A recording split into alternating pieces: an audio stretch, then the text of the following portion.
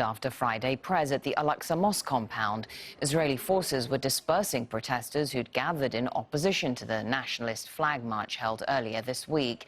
They were demonstrating against insults towards the Prophet Muhammad made by Israelis at the march.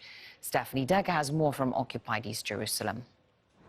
Protests had been called for outside of Damascus Gate in protest to the racist and insightful chants by the Israeli right-wing nationalists on the flag march on Tuesday.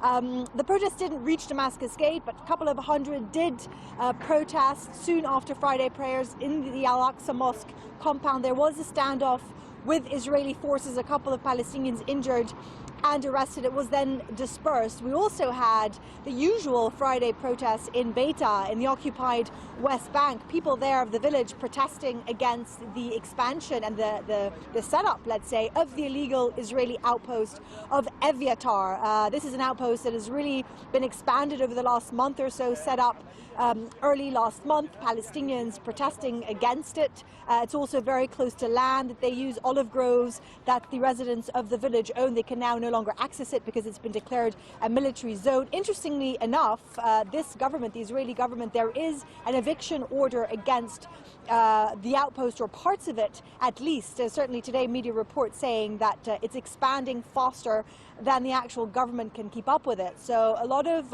watchers here are saying that it's going to be one of the main tests, early tests of this new government. Prime Minister Naftali Bennett, of course, supports the settler movement. Some reports indicate that he's going to be given a chance to try and convince the settlers there to leave willingly. I think that is going to be difficult, and then perhaps it is going to have to come down to Defense Minister Benny Gantz to deal with it by force.